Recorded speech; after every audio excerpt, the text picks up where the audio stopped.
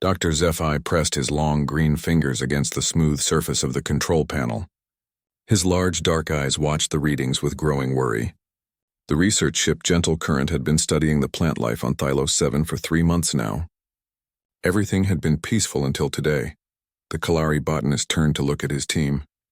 There were 12 of them aboard the ship, all scientists who had never seen violence in their lives. The Kalari people were known across the galaxy for 2 things: their amazing ability to grow plants and their complete hatred of fighting. They had no weapons, no soldiers, and no idea how to defend themselves. Dr. Zephi called out his assistant Yana. Her voice shook with fear. The sensors are picking up something big coming our way. Zephi moved to the main viewing screen. His heart sank as he saw what was approaching.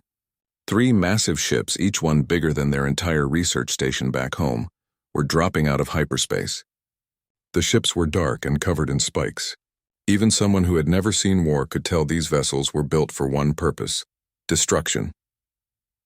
Try to contact them, Zephi ordered, though he already knew it would not work. Yana's fingers danced over her controls. After a moment, she looked up with tears in her eyes. They are jamming all our communications. We cannot call for help. The first ship fired a bright beam that hit their engines. The Gentle Current shook violently and the lights flickered. Emergency alarms began to sound throughout the ship. Zephi grabbed onto his chair as another blast hit their main power systems. Through the speakers came a harsh, grinding voice speaking in broken galactic common.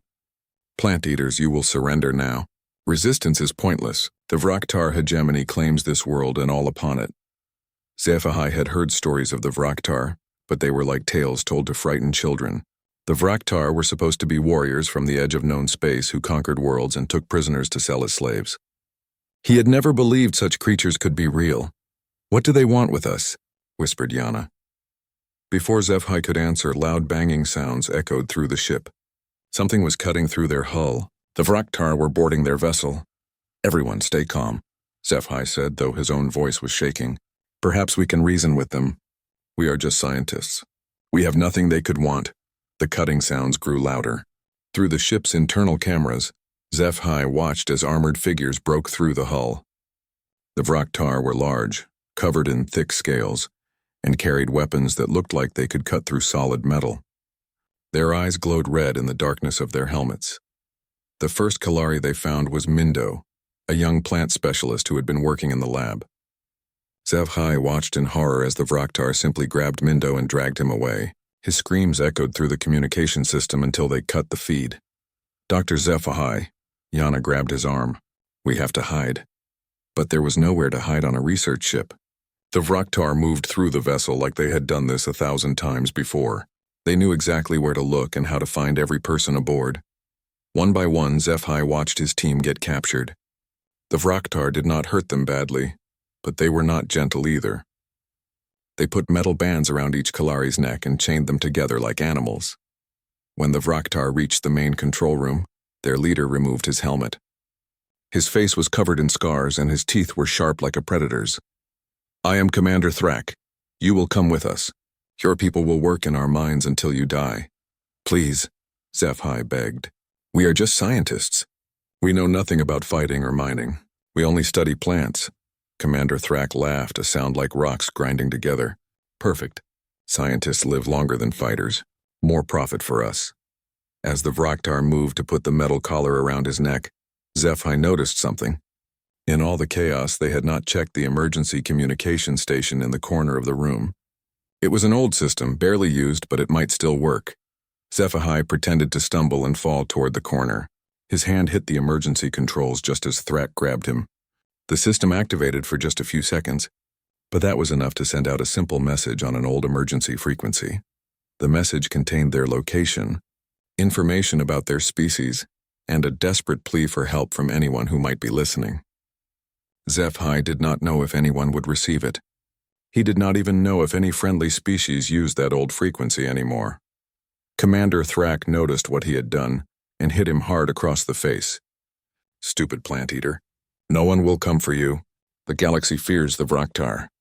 As they dragged Zephi away to join his captured team, he could only hope that someone, somewhere, had heard their call for help. The Vraktar took them to one of the big ships. Inside, HFY saw hundreds of other prisoners from different species. All of them looked hopeless and broken. The Vraktar had been doing this for a long time. They were thrown into a large holding area with barely enough room to sit down. The air was thick and hard to breathe. Other prisoners told them horror stories about the Vraktar mines, where people worked until they died from exhaustion or accidents. "How long have you been here?" HFY asked an old creature with blue skin. 2 years, the alien replied. "I was a teacher on Belos Prime. The Vraktar came and took everyone who looked healthy enough to work." Days passed. The Vraktar fed them just enough to keep them alive and gave them water that tasted like metal. HFY tried to keep his team's spirits up by talking about their research and the beautiful plants they had discovered. But as time went on, even he began to lose hope. The worst part was the waiting. No one came to rescue them. No ships appeared to challenge the Vraktar. The galaxy seemed to accept that when the Vraktar took someone, they were gone forever. After 2 weeks in the holding cell, HFY began to believe that his emergency message had reached no one. Maybe the frequency was dead. Maybe no one cared about a group of plant scientists from a peaceful world. But somewhere in the darkness of space, his message was still traveling. It moved from relay station to relay station, growing weaker but still carrying its desperate plea for help. The signal passed through empty systems and around dead worlds, searching for someone who would hear it and care enough to respond. The message was encoded on a frequency that most of the galaxy had forgotten. It was an old emergency channel used by a species that had vanished long ago, a species that the rest of the galaxy believed was extinct, but the frequency was not dead. Far away in a part of space that most star maps marked as empty, something was listening. Someone received the message and understood what it meant. The Kalari did not know it yet, but help was coming, and when it arrived, the Vraktar would learn that some species in the galaxy were much more dangerous than they had ever imagined. Captain Sarah Chen was drinking her morning coffee when the emergency signal came through. The bridge of the heavy cruiser Indomitable was quiet in the early shift, with most of the crew still asleep. Chen liked this time of day when she could think clearly about the challenges ahead. "Captain," called Lieutenant Park from the communications station, "we're receiving a distress signal on the old emergency frequency." Chen put down her coffee cup and walked over to the station. The old emergency frequency had not been used for over 100 years. Most species in the galaxy had forgotten it even existed, but humans remembered everything, especially things related to survival. "Let me hear it," Chen ordered. The message was weak and filled with static, but Chen could make out the important parts. "Coordinates in Vraktar space. A species called the Kalari asking for help. Information about their peaceful nature and their current situation as prisoners." "How old is this signal?" Chen asked. "About 3 weeks, Captain. It's been bouncing around relay stations trying to find someone on this frequency." Chen studied the star charts on the main screen.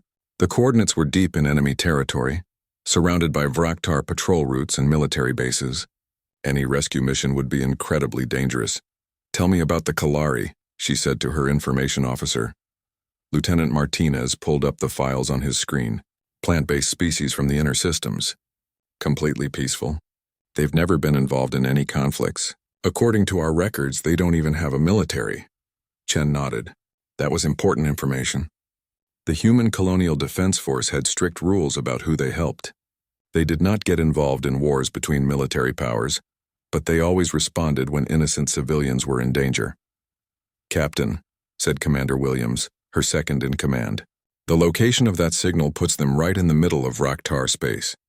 It would take a week just to get there, and we'd have to fight our way through multiple patrol fleets." Chen looked at the tactical display showing Vraktar positions. Williams was right. This would be extremely dangerous, possibly suicidal. Most military commanders would write off the Kalari as already lost. But Captain Chen was not most military commanders. She was human. And humans had learned some hard lessons about what happened when good people did nothing to help others. "Commander, prep the ship for combat operations. Contact the destroyers Fierce and Relentless and tell them to prepare for immediate departure. I want a full company of Marines ready for ground operations." "Captain, are you sure about this?" Williams asked. "We're talking about taking 3 ships against an entire Vraktar fleet." Chen turned to face her crew. They were all watching her, waiting to see what she would decide. These men and women had followed her through battles across the galaxy. They trusted her judgment even when the odds seemed impossible. The Kalari sent out a distress call asking for help. They're peaceful scientists who never hurt anyone. The Vraktar have taken them as slaves, and no one else in the galaxy is going to help them. Chen's voice was calm but firm. We are going to get them back. The bridge crew began working immediately. Humans did not waste time debating when there was work to be done. Within an hour, the 3 ships were ready to leave. Major Rodriguez came to the bridge to discuss the ground operation. He was a big man with scars on his face and hands that told the story of many battles. His Marines were the best soldiers in human space, specially trained for the most dangerous missions. Captain, we don't know much about the Vraktar ground forces, Rodriguez said, looking at the tactical information. All we have are old reports from species that lost to them. What do those reports tell us? Chen asked. The Vraktar are physically strong and well-armed, but they're used to fighting opponents who surrender quickly. Most galactic species avoid violence, so the Vraktar have never faced serious resistance. Chen smiled grimly. Then they're in for a surprise. The human fleet engaged their quantum drives and jumped into hyperspace. The journey to Vraktar space would take 7 days, traveling through some of the most dangerous regions of the galaxy. But Chen was not worried about the journey. She was thinking about what they would find when they arrived. During the trip, the crew prepared for battle. The Marines practiced boarding operations and rescue techniques. The ship's weapons were checked and rechecked. Emergency medical stations were set up to treat wounded Kalari. Chen spent her time studying everything they knew about the Vraktar. The enemy was overconfident, used to easy victories against peaceful species. They had powerful ships and strong ground forces, but they followed predictable tactics. Captain, said Dr. Hayes, the ship's medical officer, I've been reading about Kalari biology. They're very fragile compared to humans. The conditions aboard Vraktar ships could kill them within weeks. That made Chen even more determined to reach them in time. The Kalari were completely helpless against the Vraktar. Without rescue, they would all die in the slave mines. On the 5th day of the journey, they received intelligence from a human spy network. The Vraktar had 3 large dreadnoughts at the Thylos system, along with several smaller ships. They were strip mining the moon and using the Kalari as slave labor. The good news is they're not expecting any trouble, reported Intelligence Officer Kane. The bad news is those dreadnoughts outgun us 3-1. Chen studied the enemy ship specifications. The Vraktar dreadnoughts were indeed powerful, but they were built for intimidation as much as combat. Their weapons were designed to destroy planets and space stations, not to fight fast-moving warships. What about their defenses? She asked. Heavy shields and armor, but their design is meant to protect against energy weapons. Most galactic species use plasma and laser technology. Chen nodded. That was another advantage for the humans. While other species had developed advanced energy weapons, humans still used kinetic projectiles and explosive ordnance. Their weapons were considered primitive by galactic standards, but they were very effective against shields designed to stop energy beams. As they approached Vraktar space, Chen called the crew together over the ship's communication system. In a few hours, we will reach the Thylos system, she announced. We are going there to rescue innocent people who asked for our help. The Vraktar think they are safe in their own territory, and they think no one will challenge them. She paused, looking around the bridge at her officers. They are wrong.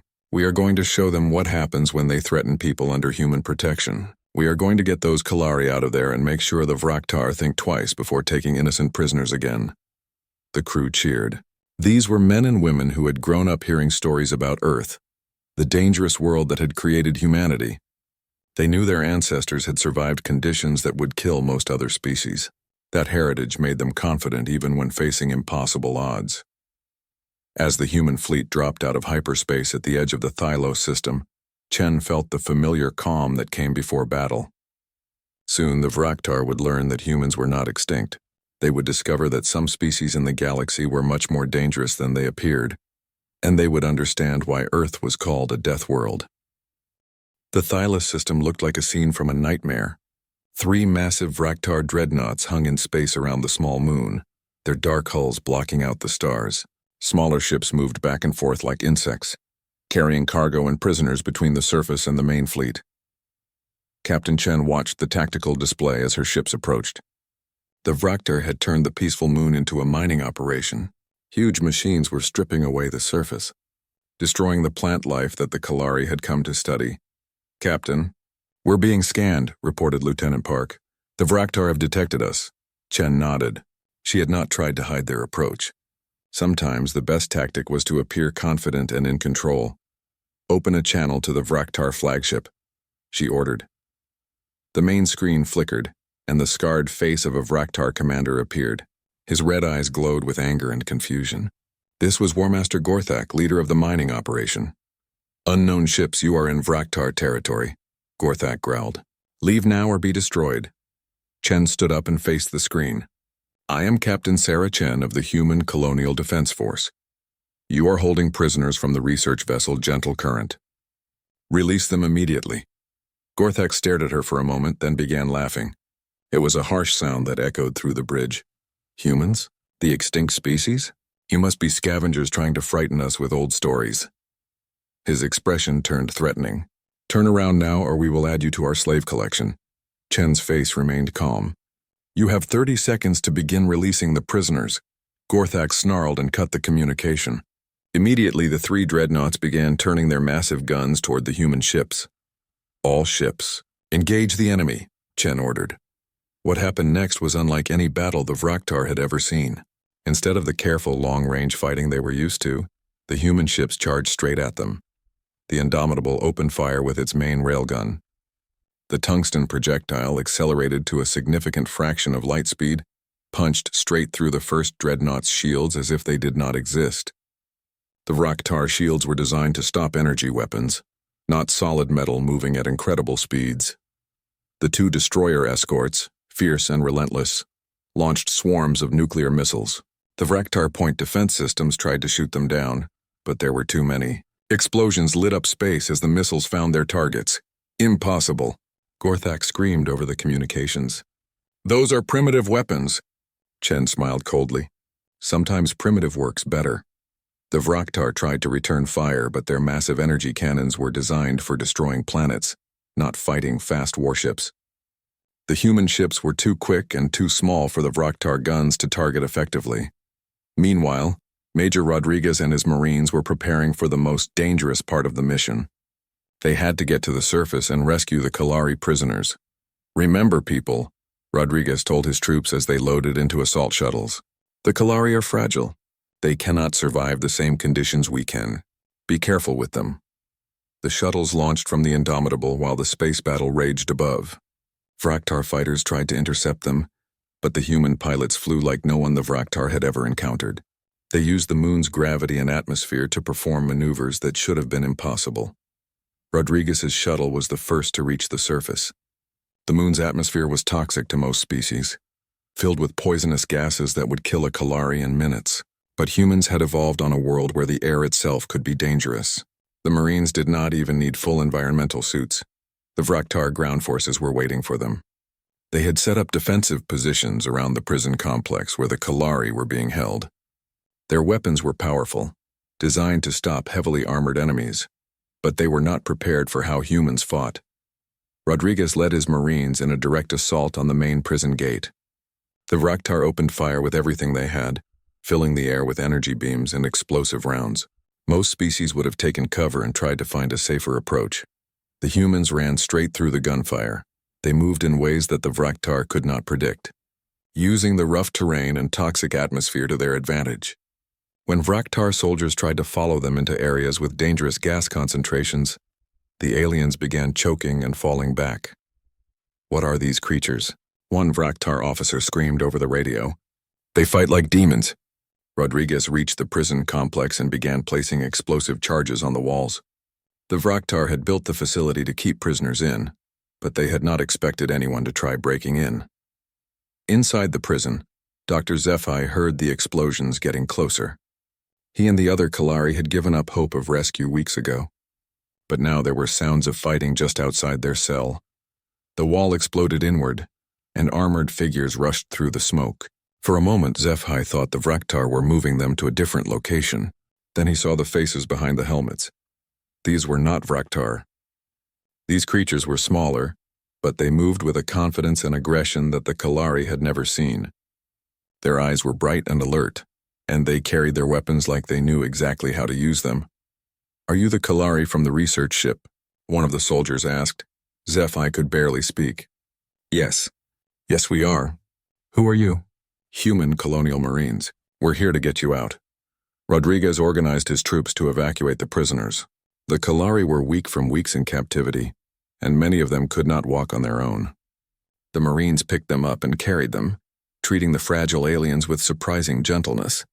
But getting out was more difficult than getting in. The Vraktar had brought up reinforcements, and they were determined not to let their valuable prisoners escape.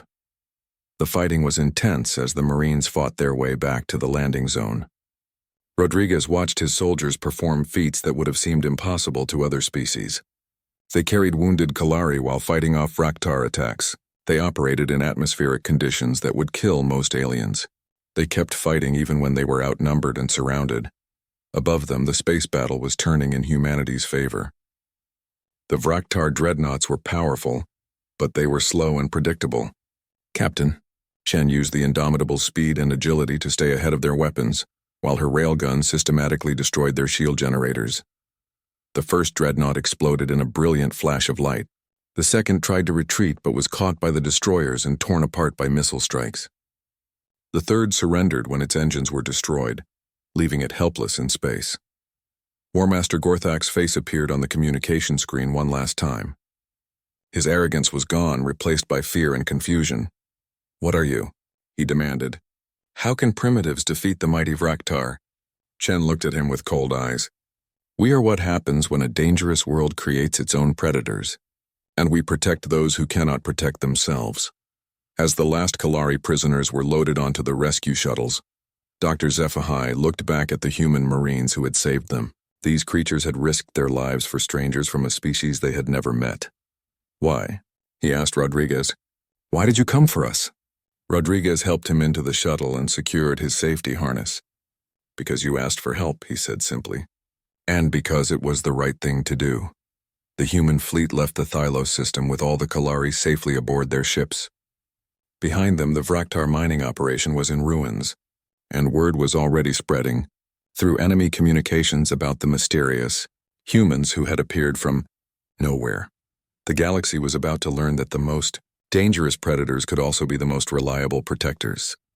Dr. Zephi woke up in what he thought must be heaven. The bed was soft, the air was clean, and for the first time in weeks he was not afraid. Slowly he remembered where he was. The human ship. The rescue. The impossible battle that had saved his people. A human medic was checking his vital signs. She was smaller than the Marines who had rescued them, but Zephi could see the same strength in her movements. "How are you feeling?"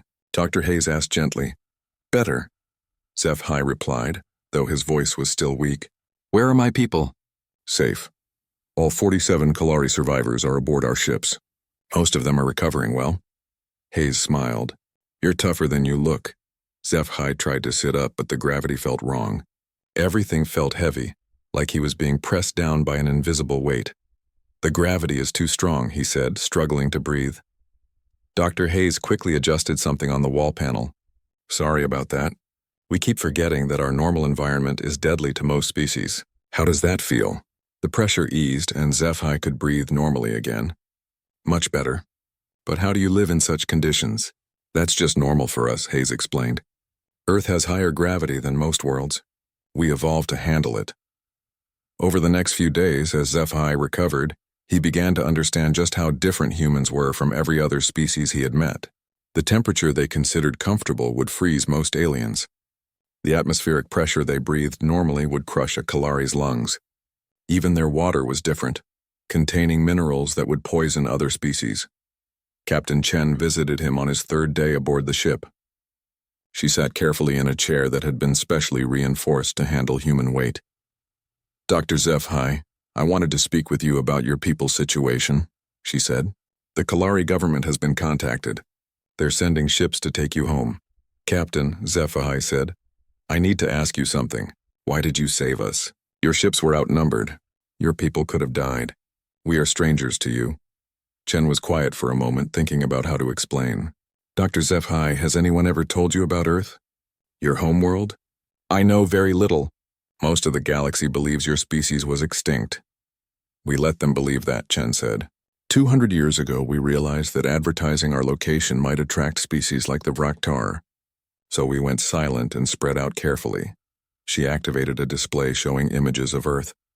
HFY gasped at what he saw. The planet looked beautiful but terrifying. Massive storms covered entire continents. Lightning flashed constantly through thick, dark clouds. The oceans were vast and violent. "This is your world?" he whispered. "Was our world," Chen corrected. "Earth is still there, but we've spread to many planets now.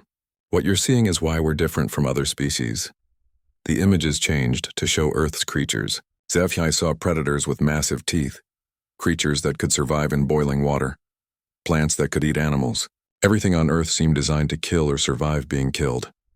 "Your planet is a nightmare," HFY said, not meaning to be rude. Chen laughed. "That's what most species say. But it's also why we could save you. Earth taught us to survive impossible conditions. It made us strong, fast, and stubborn. Most importantly, it taught us to protect those who cannot protect themselves." "I do not understand." Chen pulled up more images, these showing human history.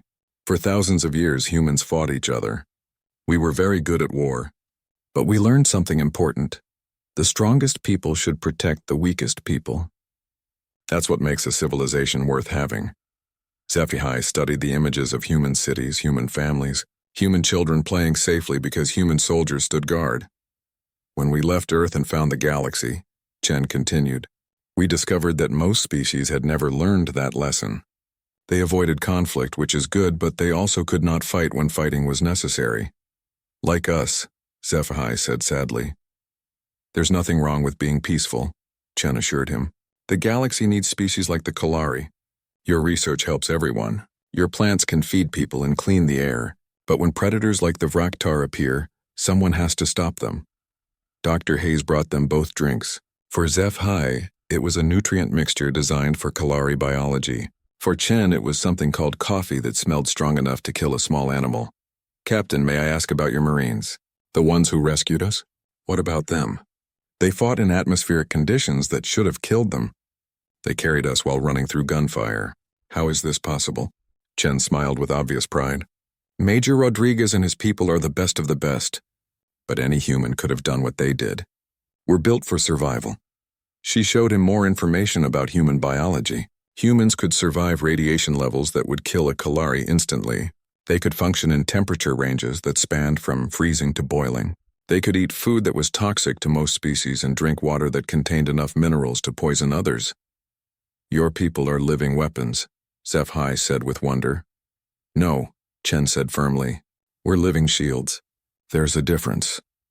As the days passed, word of the rescue spread through both human and galactic communication networks. The Kalari government was amazed to learn that humans were real and had saved their people. Other species began sharing stories they had dismissed as legends. HFY was allowed to visit other parts of the ship, always in specially controlled environments that would not harm his fragile biology. He watched human crew members working in conditions that would kill him, moving heavy equipment that would crush him, and operating machinery that required reflexes faster than any Kalari possessed. But what impressed him most was how gently they treated the Kalari survivors. These powerful, dangerous beings were incredibly careful around the fragile plant people. They spoke softly, moved slowly, and always made sure the environment was safe before allowing any Kalari to enter. "We are so weak compared to you," HFY said to Major Rodriguez during one visit. "Different. Not weak," Rodriguez replied. "You can do things we cannot. Your people can grow food in places where nothing else will survive. You can clean poison from the air and water. You can take dead worlds and make them live again. But we cannot fight. You do not need to fight. That's our job." The conversation was interrupted by an emergency alert. Captain Chen's voice came over the ship's communication system. "All hands to battle stations. We have received word that the Vraktar are assembling a massive fleet to hunt us down. They want revenge for their defeat at Thylos." HFY felt his heart sink. The humans had saved his people, but now they would pay the price. The Vraktar would never forgive such a humiliation. "Do not worry," Rodriguez said, seeing his expression. "The Vraktar are about to learn something important about humans." "What is that?" Rodriguez smiled grimly. "We do not run from bullies. We teach them better manners." As the human ships prepared for battle, Messages began arriving from across the galaxy. Species that had been conquered by the Vraktar were offering to help. Governments that had hidden from the hegemony for generations were sending their fleets to join the humans. For the first time in galactic history, someone had stood up to the Vraktar and won. And now, everyone wanted to be part of what happened next. Dr. HFY realized that the rescue of his research team had started something much bigger than anyone had imagined. The humans had not just saved 47 Kalari scientists. They had given hope to the entire galaxy. The news traveled faster than any ship could fly. Within hours of the human victory at Thylos, every government in the galaxy knew that the legendary Deathworlders were real. Within days, something unprecedented began to happen. Captain Chen stood on the bridge of the Indomitable, watching the tactical display with amazement. Ships were arriving from every direction. Not military vessels, but civilian transports, research ships, and small system defense craft. All of them coming to join the humans. "Captain, we have another group requesting permission to join our fleet," reported Lieutenant Park. "This time it's the Zenthari Republic. They're sending everything they have." Chen shook her head in wonder. The Zenthari were known for being extremely cautious. If they were willing to fight the Vraktar, then word of the human victory had truly changed everything. Dr. HFY had been given special permission to visit the bridge, though he had to wear a protective suit to survive the environment. He watched the displays showing dozens of alien species gathering for battle. "I cannot believe this," he said. "These governments have been hiding from the Vraktar for centuries. What changed their minds?" "Hope," Chen replied simply. For the first time, someone proved the Vraktar could be beaten. The communication system activated and a familiar harsh voice filled the bridge. War Master Gorthak appeared on the main screen, but he was not alone. Behind him stood dozens of other Vraktar commanders. "Humans," Gorthak snarled. "You have made a terrible mistake. We are bringing 50 dreadnoughts to destroy you and reclaim our property. Surrender now and we will make your deaths quick." Chen smiled calmly. "War Master, I think you should know something before you attack. What could primitives like you possibly tell us? You're not just fighting humans anymore." Chen nodded to Lieutenant Park, who changed the display to show the fleet that had gathered around the human ships. Hundreds of vessels from dozens of species filled the space around Thylos. It was the largest volunteer fleet in galactic history. Gorthak's confident expression faded as he saw the size of the opposition. "Impossible," he whispered. "These species are cowards. They would never fight us." "They were afraid," Chen corrected. "But now they have seen that you can be defeated. Fear is turning into anger, and anger is turning into action." The Vraktar cut the communication, but their fleet continued approaching. 50 massive dreadnoughts dropped out of hyperspace at the edge of the system, along with hundreds of support ships. It was the largest fleet the Vraktar had ever assembled. But they were not facing 3 human ships anymore. The Alliance fleet had grown to over 300 vessels.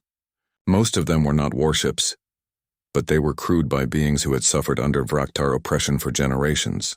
They were ready to fight, even if it meant death. "All ships, this is Captain Chen," she broadcast on the fleet frequency. "Today we end the Vraktar threat forever, not just for our people, but for everyone in the galaxy who believes that innocent beings should be free." The battle began with the Vraktar charging forward in their traditional formation. They expected the Alliance fleet to scatter when faced with their overwhelming firepower. Instead, something remarkable happened. The various species began working together in ways no one had thought possible. The Kalari, despite their peaceful nature, contributed biological weapons they had developed for farming. These targeted the Vraktar physiology specifically, causing their environmental systems to fail. The Zenthari provided shield technology that protected the smaller ships from Vraktar energy. Weapons. The Bellows provided sensor networks that allowed the entire fleet to coordinate their attacks, and the humans provided the tactical knowledge and aggressive fighting spirit that turned the Alliance from a collection of victims into an effective military force. Dr. HFY watched from the bridge as his own people, the peaceful Kalari, helped coordinate attacks against Vraktar ships. They were not fighters, but they were scientists, and they understood how to make the biological weapons work most effectively. "Your people are braver than you think," Chen told him. "We learned from you," HFY replied. "You showed us that sometimes peace must be protected by force." The space battle was unlike anything the galaxy had ever seen. The Vraktar fought with their usual brutal tactics, but they were overwhelmed by the diversity of weapons and strategies used against them. Every time they adapted to one type of attack, another species would hit them with something completely different. The human ships led the charge, their railguns and missiles tearing through Vraktar shields, but now they were supported by energy weapons, biological attacks, gravitational manipulators, and technologies the Vraktar had never encountered. One by one, the mighty dreadnoughts began to fall. War Master Gorthak watched his fleet being destroyed and realized he was witnessing the end of the Vraktar hegemony. For centuries, they had conquered peaceful species by exploiting their unwillingness to fight. But the humans had changed the equation. They had shown that being peaceful did not mean being helpless. All ships retreat, Gorthak ordered, but it was too late. The Alliance fleet had surrounded them. Captain Chen opened a communication channel to the entire Vraktar fleet. "This is humanity speaking," she announced. "For too long, you have terrorized innocent species across the galaxy. You have enslaved peaceful people and destroyed their worlds. That ends today."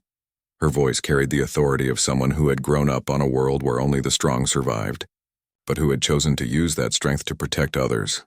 "Any Vraktar ship that surrenders will be treated according to galactic law. Any ship that continues to fight will be destroyed. The choice is yours." Over the next hour, most of the surviving Vraktar fleet surrendered. Some tried to fight to the end and were destroyed by the combined firepower of the Alliance. When it was over, the mighty Vraktar hegemony had been reduced to scattered survivors begging for mercy. The Alliance fleet celebrated, but Captain Chen was already thinking about what came next. "Dr. HFY," she said, "your people and mine need to talk. This victory is just the beginning." "What do you mean?" "The galaxy has learned that peaceful species can defend themselves when they work together. But they need someone to coordinate that defense, someone who understands both diplomacy and warfare." HFY understood. "You want to create a permanent alliance. The Human-Kalari Alliance would be a good start. Your people understand science and growing things. My people understand fighting and surviving.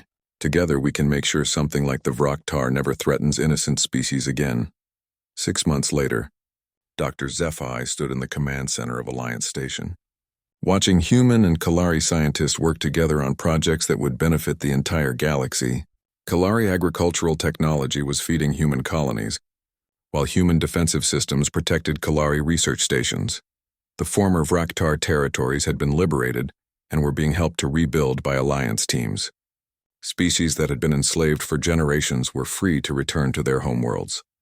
Captain Chen entered the command center, carrying a data pad with the latest reports.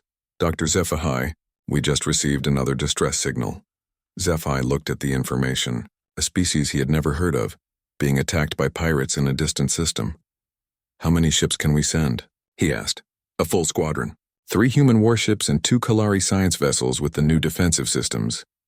HFY nodded. "Send them immediately." As Chen left to organize the rescue mission, HFY reflected on how much had changed. His people were still peaceful, but they were no longer helpless. The humans were still dangerous, but they used that danger to protect others. The galaxy had learned that the most frightening predators could become the most reliable guardians, and everywhere that innocent people called for help, the Alliance would answer, because that was what Deathworlders did. They protected those who could not protect themselves, no matter the cost, no matter the odds. The universe was a safer place because of it.